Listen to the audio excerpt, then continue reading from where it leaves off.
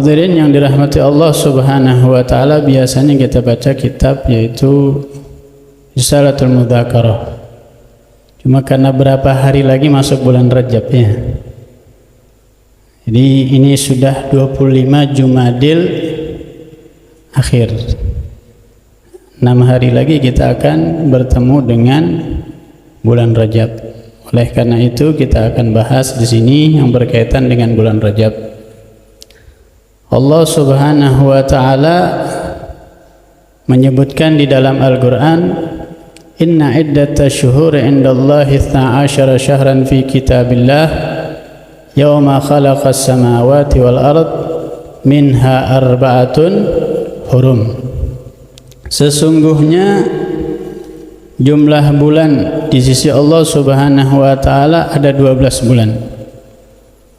Fi kitabillah, di dalam kitabnya Allah Subhanahu wa taala, yauma khalaqas samawati wal ard, ketika Allah menciptakan langit dan bumi, minha arba'atun hurum, di antara 12 bulan itu ada 4 bulan yang Allah muliakan.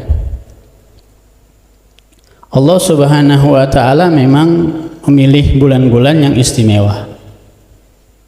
Wallahu yakhluqu ma yasha'u wa yakhtar. Allah itu menciptakan dan ada yang Allah pilih. Langit saja ada 7 lapis, tapi di antara 7 lapis langit itu ada yang Allah istimewakan, yaitu yang paling dekat dengan arsy. Manusia juga demikian. Allah ciptakan banyak manusia, para nabi banyak, tapi ada yang Allah pilih, yaitu yang ulul azmi. Ya, Nabi Muhammad sallallahu alaihi wasallam, Nabi Ibrahim, Nabi Nuh, ya Nabi Isa, Nabi Musa alaihi wassalatu wassalam. Begitu juga bulan ini. Jumlah bulan ada 14, ada 12. Tapi ada yang Allah muliakan 4 selain bulan Ramadan. Nah, 4 bulan ini apa saja? Yaitu Dzulqa'dah, Dzulhijjah, Muharram, yang berturut-turut, berkesinambungan. Dzulqa'dah, Dzulhijjah, Muharram. Dan 1 bulan yang sendirian yaitu Rajab, yang kita insyaallah biidznillah, mudah-mudahan ditakdir oleh Allah dipertemukan dengan bulan Rajab ya. Masya Allah, banyak sekali ulama menjelaskan tentang bulan Rajab. Bulan Rajab disebut dengan Syahrul Asam, bulan yang tuli. Maksudnya apa? Tidak terdengar di situ suara senjata pasukan perang, karena memang di bulan itu berhenti untuk perang. Orang-orang Arab kala itu ketika masuki bulan Rajab mereka memuliakannya, sehingga sama sekali tidak melakukan peperangan. Bahkan umat Islam pun ketika memasuki bulan Rajab berhenti daripada peperangan, ya, tidak melakukan peperangan, kecuali kalau diperangi baru. Ya, kalau diperangi mau nggak mau tidak mau harus melawan, harus melawan. Naam. Ada yang menyebutnya bulan Rajab ini dengan Syahrul Asab, yaitu bulan yang dituangkan oleh Allah rahmat di dalamnya. Ya, Allah turunkan rahmat yang begitu deras di bulan ini. Ada para ulama menyebut bahwa bulan Rajab ini disebut dengan bulan At-Takhalli, bulan untuk bersih-bersih. Takhalli itu mengosongkan, tapi maksudnya di sini bersih-bersih. Ya, supaya kita di bulan Rajab ini membersihkan diri daripada dosa, yaitu dengan memperbanyak membaca istighfar. Jadi dianjurkan sekali masuk bulan Rajab nanti itu perbanyak istighfar, pagi sore. Para ulama salaf menyebutkan istighfar yang ma'ruf yaitu Rabbighfirli warhamni wa tub alayya, Rabbighfirli warhamni wa tub alayya, atau Allahumma ghfirli warhamni wa tub alayya. Dalam sebuah riwayat dikatakan yang membaca istighfar seperti ini lam tamassan nar jildah, kulitnya tidak akan disentuh oleh api neraka. Ya. Naam. Bulan Sya'ban disebut dengan bulan at-tahalli, berhias diri, menghias diri kita dengan membanyak apa? Membaca sholawat, memperbanyak membaca sholawat kepada Nabi Muhammad sallallahu alaihi wasallam. Bulan Ramadan disebut dengan at-tajalli. Di saatnya di bulan itu kita menampakkan diri. Kalau kita gambarkan itu seperti pengantin ya. Pengantin itu kan pertama bersih-bersih dulu ya. Bersih-bersih. Kalau sudah bersih-bersih baru paes ya. Menghias dirinya. Nah, kalau sudah menghias dirinya bersanding ya, di pelaminan kan begitu. Begitu juga kita ketika ingin bertemu dengan bulan Ramadan. Rajab bersih-bersih dulu. Ya, Sya'ban kita menghias diri, Rajab dengan istighfar kepada Allah Subhanahu wa taala. Ya, bulan Sya'ban dengan berselawat kepada Nabi, bulan Ramadan sudah siap kita. Kita sudah jadi pengantin, tinggal bersanding dengan Allah Subhanahu wa taala. Enak kalau sudah paes, kalau sudah menghias diri. Ya, kalau pengantin kan kalau menghias diri tinggal nyalami orang enak. Ya, kalau ada pengantin nggak mempersiapkan diri, nggak paes, nggak bersih-bersih, siapa tamu mau datang? Nah, begitu juga kita dengan bulan Ramadan. Kalau sebagian riwayat mengatakannya Rajab syahrullah. Rajab itu adalah bulannya Allah Subhanahu wa ta'ala, makanya dianjurkan untuk memperbanyak membaca istighfar. Wa Sya'ban syahri, Sya'ban adalah bulanku, kata Nabi SAW dalam satu riwayat. Kenapa disebut syahri, bulannya Nabi Muhammad SAW? Karena disitulah Allah Subhanahu wa ta'ala menurunkan ayat innallaha wa malaikatahu yusalluna 'alan nabi ya ayyuhalladzina amanu sallu 'alaihi wasallimu taslima. Sedangkan wa Ramadan syahru ummati, Ramadan adalah bulan untuk umatku. Naam. Dalam satu riwayat disebutkan khamsu layalin la turaddu fihinna ad-da'wah. Ada 5 malam yang kalau kita berdoa di situ doa tidak akan ditolak oleh Allah Subhanahu wa taala. Awwalu lailatin min Rajab. Pertama adalah awwalu lailatin min Rajab, malam pertama di bulan Rajab. Jadi awal tanggal 1 Rajab itu, nah itu doa di situ mustajab. Makanya perbanyak doa kepada Allah Subhanahu wa ta'ala. Nabi SAW ketika memasuki bulan Rajab itu apa? Allahumma barik lana fi Rajab wa Sya'ban wa ballighna Ramadan. Ya Allah, berkahilah kami di bulan Rajab dan di bulan Sya'ban, dan pertemukanlah kami dengan bulan Ramadan. Terus malam apa lagi yang mustajab doa di situ? Wa lailatul nisfi min Sya'ban, malam nisfu Sya'ban. Wa lailatul Jum'ah, malam Jumat. Wa lailatul fitri, malam Idul Fitri. Wa lailatul Nahar, malam Idul Adha. Nah, ini malam-malam yang doa dikabulkan oleh Allah Subhanahu wa ta'ala. Taib, kita dianjurkan di bulan Rajab ini memperbanyak membaca istighfar. Kemudian doa tadi. Apa sih fadilahnya istighfar? ternyata fadilahnya istighfar itu bukan sekedar menghapus dosa. Yang kita tahu selama ini istighfar adalah mengampuni kesalahan, menghapus dosa. Ternyata banyak fadilahnya istighfar itu.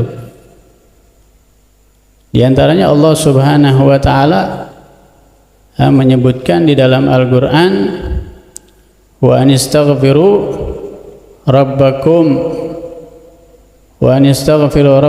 thumma tubu ilaih yumatti'kum mata'an hasana. Dan hendaknya kalian beristighfarlah kepada Allah Subhanahu wa taala, thumma tubu ilaih, kemudian taubatlah kalian kepadanya. Yumatti'kum mata'an hasana, Allah akan memberikan nikmat kepada kalian, nikmat yang baik. Oh, ternyata ila ajalim musamma, sampai waktu yang ditentukan. Jadi akan Allah berikan nikmat. Ya, kenikmatan di sini umum banyak, bisa jadi tambah rizkinya, bisa jadi ketenangan, ya, masih banyak nikmat-nikmat itu dari Allah Subhanahu wa taala. Di ayat yang lain Allah Subhanahu wa taala menjelaskan juga mengenai istighfar. Wa ya qaumi istaghfiru rabbakum thumma tubu ilaihi yursilis samaa'a 'alaikum midrara wa yazidkum quwwatan ila quwwatikum. Wahai kaumku, istighfarlah kalian kepada Tuhan kalian, thumma tubu ilaih, kemudian kalian taubatlah kepadanya. Kalau istighfar itu ucapan, kalau taubat itu prakteknya. Jadi kalau ada orang yang sebelumnya biasanya dia nggak sholat misalnya, sekarang dia sholat, ini taubat dia. Ini taubat. Kalau dia ngucap istighfar, itu namanya istighfar. Nggak cukup istighfar aja tanpa taubat. Ada orang nggak sholat, dia cuma istighfar, astagfirullah, astagfirullah, tapi tetap terus nggak sholat. Ini bukan taubat namanya. Taubat orang yang dusta. Seperti orang makan apa, sambal ya, tak kapok-kapok, ketagihan malah. Jadi istighfarnya itu ucapan, tapi taubatnya kita prakteknya itu. Kita nggak kembali lagi melakukan kesalahan, tidak kembali lagi melakukan kesalahan, dosa. Dan subhanallah, rasa kasih sayang Allah kepada kita. Bayangkan, yang punya salah manusia, tapi yang ngajak baikan Allah. Yang punya salah kita sama Allah, yang punya dosa kita sama Allah, tapi yang ngajak baikan lagi supaya akur lagi kepada Allah, Allah sendiri. Kalau di rumah tangga, kalau ada orang ya ada gesekan antara suami istri, belum tentu suami ngajak baikan dulu atau istri dulu, belum tentu. Kadang-kadang gengsi-gengsian. Atau sama tetangga misalnya, kita punya salah sama tetangga, belum tentu kita mau ngajak ayo baikan, ayo maafan, belum tentu. Ini kita yang punya salah kepada Allah, tapi Allah yang ngajak, ayo sini taubat, ayo. Allah yang ngajak kita supaya kembali lagi kepadanya, dan Allah ampuni kesalahannya. Luar biasa itu kasih sayang Allah Subhanahu wa ta'ala.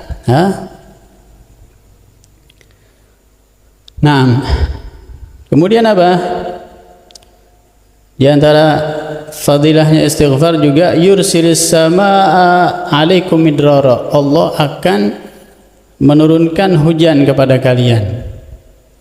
Jadi kalau kita melazimi istighfar, Allah angkat kekeringan, panceklik itu. Jadi kalau di satu kampung atau satu daerah mengalami kekeringan, obatnya istighfar.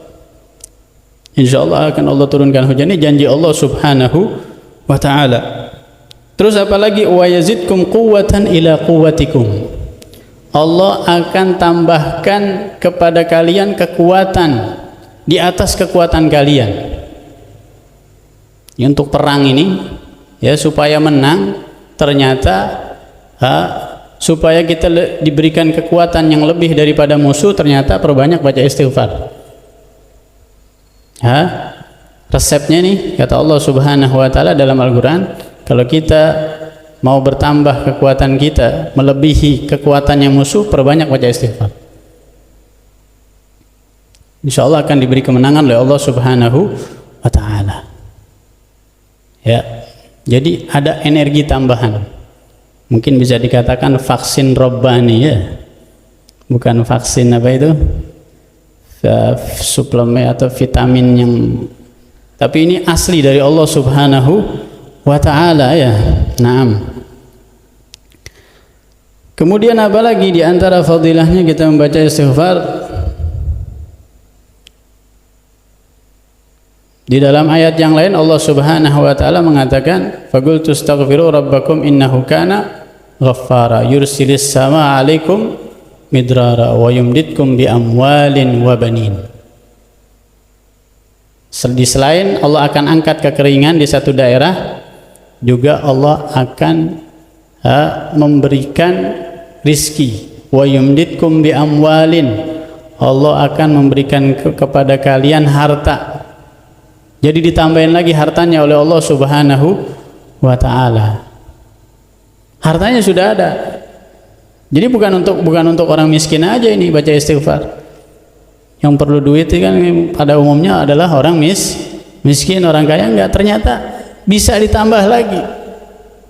Berarti bukan untuk orang miskin aja, hatta orang kaya juga kalau mau hartanya bertambah, perbanyak baca istighfar. Wa yumditkum bi amwal, itu Allah akan menganugerahkan, memberikan kepada kalian harta. Wa banin, dan juga anak turun. Ya, oleh karenanya kalau di satu kampung atau satu daerah ada orang yang sudah nikah kemudian lama tak kunjung mendapatkan keturunan, perbanyak baca istighfar. Sayyidina Abdullah bin Abbas itu pernah didatangi orang, ada satu orang ngeluh, wahai sahabat Rasulullah, di daerah kami mengalami panceklik, kekeringan. Maka kata Sayyidina Abdullah bin Abbas, perbanyak baca istighfar. Datang lagi satu orang berkeluh kesah kepada Sayyidina Abdullah bin Abbas, wahai sahabat Rasulullah, kami sudah berkeluarga lama, bertahun-tahun, tapi masih belum dapat keturunan. Perbanyak baca istighfar, kata Sayyidina Abdullah bin Abbas. Datang lagi satu lagi, wahai sahabat Rasulullah, saya ini kerja, setiap hari kerja, tapi sedikit saya dapat rizki, susah. Kata Sayyidina Abdullah bin Abbas, perbanyak baca istighfar. Muridnya Sayyidina Abdullah bin Abbas heran, loh kok tiga orang ini datang, keluhannya beda-beda. Ada yang rizkinya sulit, seret, ada yang tidak punya keturunan, ada daerahnya panceklik, tapi jawabannya semuanya istighfar, istighfar, istighfar. Heran muridnya, loh kok jawabannya sama juga, istighfar, istighfar, istighfar. Akhirnya bertanya kepada Sayyidina Abdullah bin Abbas, wahai sahabat Rasulullah, kenapa mereka ini tiga orang datang, engkau hanya jawab perbanyak istighfar, istighfar, istighfar. Maka Sayyidina Abdullah bin Abbas mengatakan kepadanya, apakah kamu tidak pernah membaca firman Allah Subhanahu wa Ta'ala yang tadi disebut, faqultu astaghfiru rabbakum innahu kana ghaffara yursilis samaa 'alaikum midrara. Allah turunkan hujan, kemudian diberikan harta, ditambahkan hartanya, kemudian diberikan keturunan. Masya Allah. Jadi ternyata fadilahnya istighfar itu sangat banyak. Bahkan di dalam hadis Nabi SAW pernah mengatakan, man lazimal istighfar ja'alallahu min kulli dhiqin makhraja. Barang siapa yang memperbanyak baca istighfar, maka Allah akan jadikan bagi dia dari kesulitan, Allah kasih jalan keluar. Ketika dia menghadapi di dalam kehidupannya kesulitan, Allah kasih jalan keluar. Ja'alallahu min kulli dhiqin makhraja wa min kulli hammin faraja. Dan dari setiap kegundahan dia, kesumpakan dia, Allah kasih kelapangan.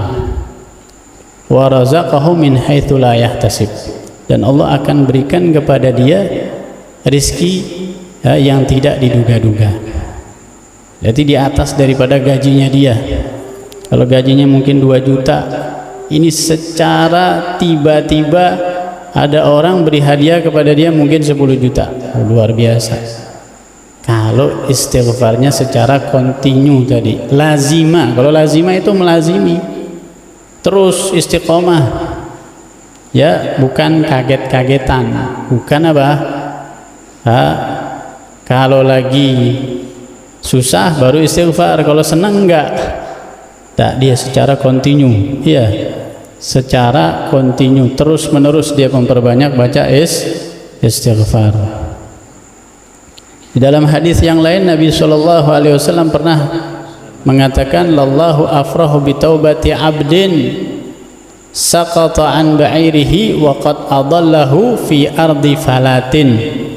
Allah itu sangat gembira menyambut orang yang taubat kepadanya.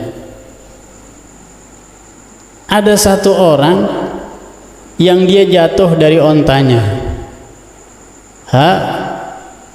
waqad adallahu fi ardi falatin. Jadi ada cerita, ada satu orang itu bawa bekal untuk nyambung hidupnya dia di onta ini. Tiba-tiba ontanya lari kabur. Nah, bekalnya semua ada di situ.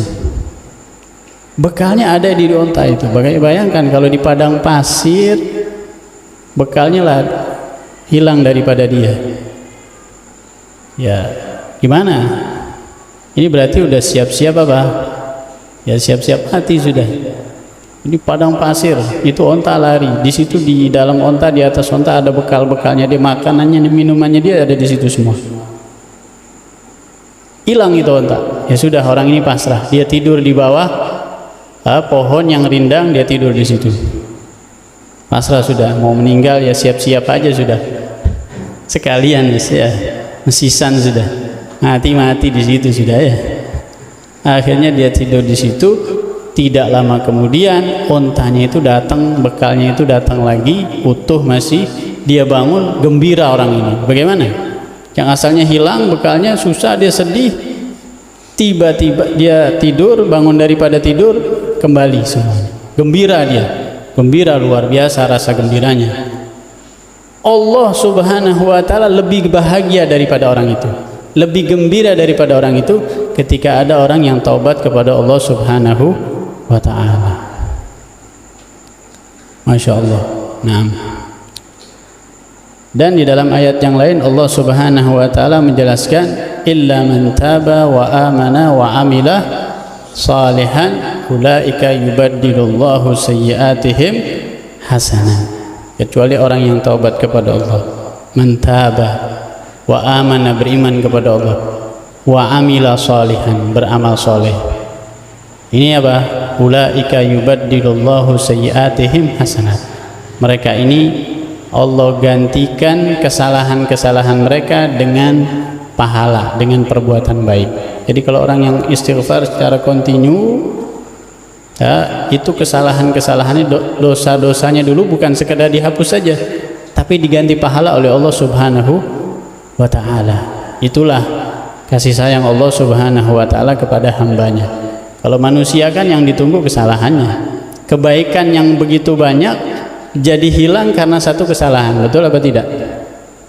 Manusia, kalau ada orang salah sama kita, padahal ini orang banyak berbuat baik kepada kita, ada satu kali kesalahan udah sakit hati kita, kebaikannya dilupakan. Segitu banyak kebaikannya kita lupakan. Hanya satu kesalahan saja kebaikannya dilupakan. Itu manusia. Tapi kalau Allah Subhanahu wa ta'ala tidak, justru kesalahannya itu dihapus, diganti kebaikan oleh Allah Subhanahu wa ta'ala. Tapi tadi syaratnya taba, taubat, wa amana, beriman, wa amila. Kalimat amila ini di dalam Al-Quran itu kata para ulama secara kontinu, beramal tapi secara kontinu, terus menerus. Beda sama fa'ala.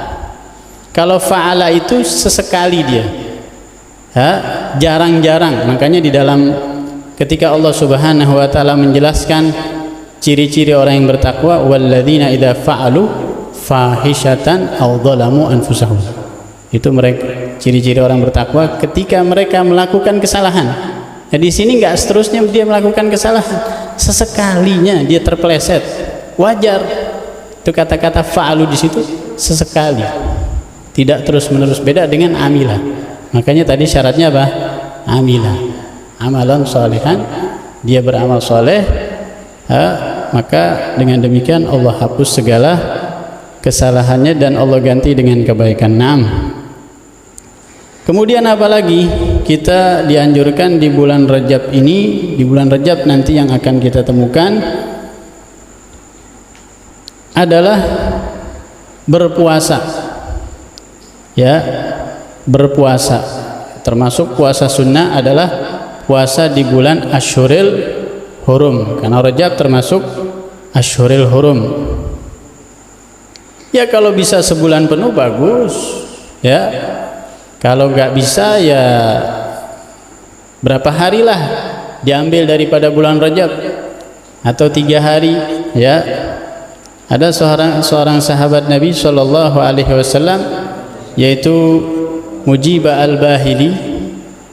Dia pernah berjumpa dengan Nabi Shallallahu Alaihi Wasallam, ya, dalam keadaan yang biasa, ya. Kemudian di tahun berikutnya berjumpa lagi dengan Nabi SAW dalam keadaan kurus. Heran Nabi SAW, sampai Nabi nggak ngenalin nih Mujibah al-Bahili. Nabi SAW tanya kepada dia, kenapa kok kamu ini dalam keadaan yang beda sekarang ini? Apa yang membuat kamu ini berubah? Seolah-olah Nabi nggak kenal sama orang ini. Orang ini mengatakan, ya Rasulullah, aku ya Rasulullah, ana Mujibah al-Bahili. Saya ini al-Bahili yang tahun lalu ketemu dengan engkau. Nabi heran setelah melihat ini Mujibah al-Bahili kok beda dengan tahun sebelumnya. Dulu biasa segar buger aja, kok sekarang sudah berubah, kurus gitu. Kenapa engkau siksa dirimu? Imadza adzabta nafsak? Siapa yang mengajari kepadamu untuk menyiksa dirimu? Jadi ternyata dia itu puasa setahun penuh. Ya enggak berhenti-berhenti, puasa full setahun penuh. Maka Nabi SAW mengatakan kepadanya, sum syahrus sabar, puasalah kamu bulan Ramadan saja. Syahrus sabar maksudnya bulan Ramadan. Dan puasa sunnah setiap bulan 1 hari, 1 kali setiap bulan.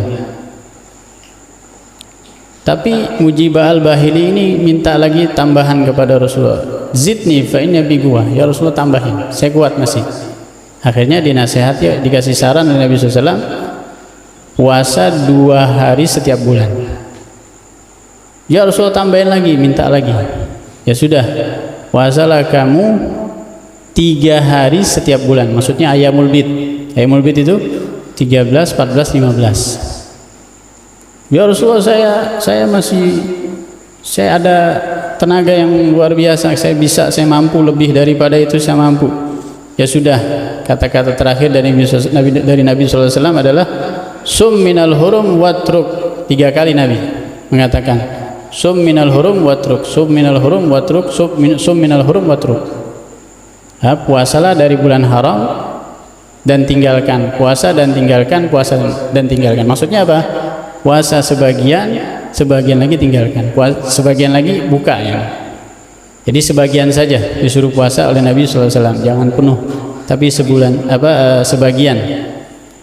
puasa, sebagian tinggalkan. 3 kali Nabi mengatakan, sambil Nabi SAW menggenggam 3 jarinya ini, kemudian dilepaskan lagi.